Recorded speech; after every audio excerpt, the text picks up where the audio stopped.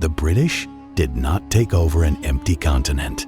They took over a world already divided, already claimed, already fought over by nations who had been here for thousands of years and by European powers who had arrived decades before them. The story of British dominance in North America is not a story of inevitable conquest.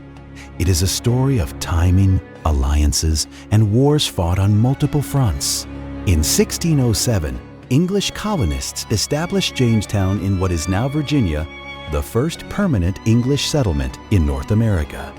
But they were not the first Europeans here. The Spanish had been in Florida since 1565.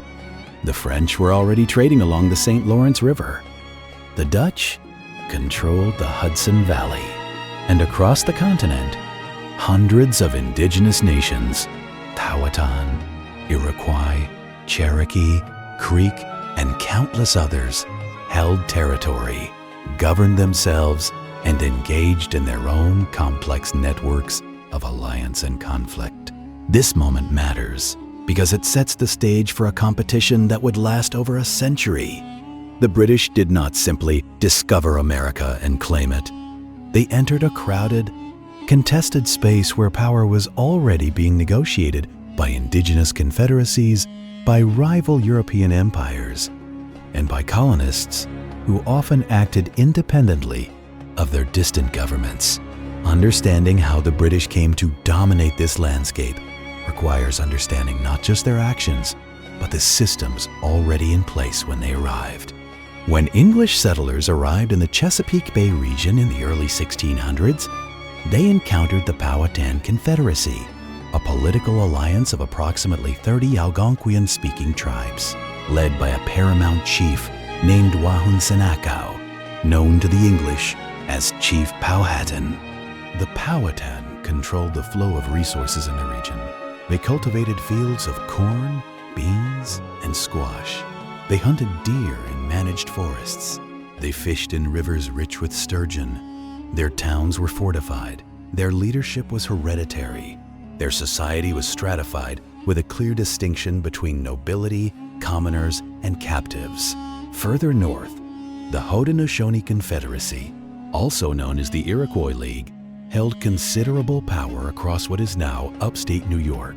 This was not a loose alliance, but a sophisticated political union, governed by a constitution of carefully negotiated laws. Decisions were made through councils. Leaders were appointed by clan mothers. This was a functioning democracy, older than any European settlement in the region. These were not societies waiting for civilization. They were civilizations with their own governance, their own economies, their own conflicts and alliances.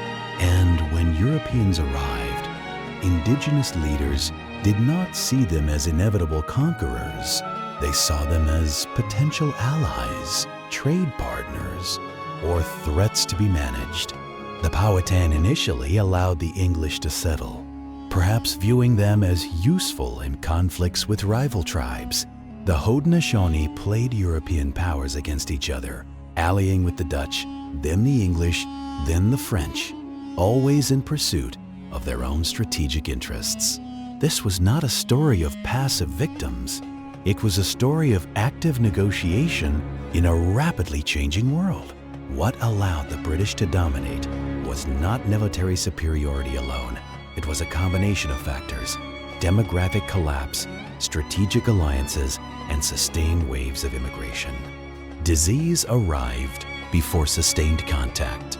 Smallpox, measles, and other epidemics swept through indigenous populations, killing at rates that left communities fractured, leadership weakened, and entire regions depopulated. By the time British colonization began in earnest, many indigenous societies were already struggling to recover from waves of death that had preceded direct contact. But disease alone did not guarantee British dominance. What shifted the balance was the sheer number of settlers. Unlike the Spanish, who sent soldiers and missionaries but relied on indigenous labor, the British sent families. Entire communities emigrated. They cleared land. They built farms. They reproduced. By the mid-1700s, the British colonies had a population in the hundreds of thousands, far outnumbering French or Spanish settlers.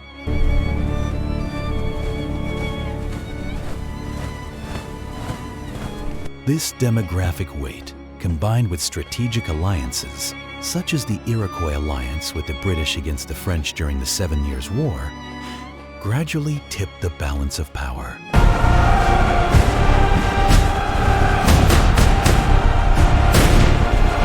And by 1763, when France ceded most of its North American territory to Britain in the Treaty of Paris, British dominance was no longer a possibility. It was a reality. The myth that persists is this, that British settlers simply moved into an empty wilderness and built a civilization from scratch. This was not true. The British built on top of what was already there. They occupied cleared fields that indigenous peoples had cultivated for centuries. They followed pathways and trade routes that have existed long before any European map recorded them. They settled in river valleys that had been chosen, managed, and defended by societies with deep knowledge of the land. But because European definitions of civilization required permanent stone structures, written records, and centralized states, settlers often did not recognize what was in front of them. They saw wilderness where there was managed forest. They saw savagery where there was governance. They saw emptiness where there was depopulation caused by disease. This misunderstanding was not accidental. It justified expansion. It allowed settlers to claim land as unused or wasted by peoples they did not understand. And it erased the reality that British dominance was not a foregone conclusion, but the result of specific circumstances, timing, disease, alliances, and sheer numbers. Here is what we are rarely told. The British did not conquer North America alone. They relied on indigenous allies at every stage. During the 7 Years' War, the conflict that secured British dominance, the Iroquois Confederacy fought alongside British forces against the French and their indigenous allies. Without that alliance, the outcome might have been very different. Indigenous guides, translators, and warriors were essential to British success. Indigenous knowledge of terrain, of resources, of seasonal patterns, this knowledge was exploited, often without acknowledgement, to facilitate expansion. And even after British dominance was established, indigenous nations continued to negotiate, resist, and adapt. The Proclamation of 1763, issued by the British Crown, attempted to limit colonial expansion west of the Appalachians, recognizing indigenous land rights and attempting to prevent further conflict. It failed. Colonists ignored it, but the fact that it was issued at all reveals something important, that indigenous peoples were not passive subjects. They were political actors whose resistance forced even the British Crown to acknowledge limits. The legacy of British colonization is still visible across North America. The English language dominates. Legal systems are based on British common law. Property ownership follows British models. Private, deeded, transferable, a concept foreign to many indigenous societies who saw land as communal, not commodifiable. But indigenous nations are still here. They still govern. They still hold treaty rights.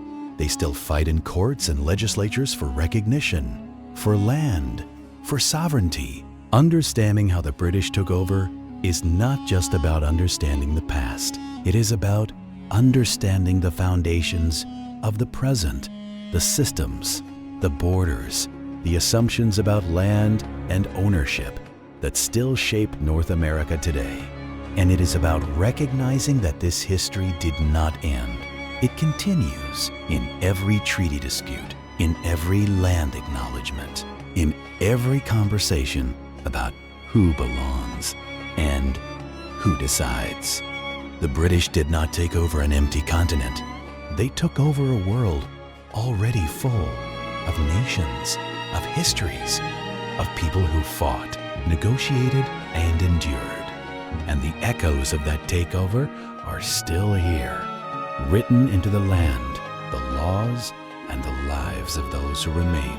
If this changed how you see this history, consider following for more stories that go beneath the surface.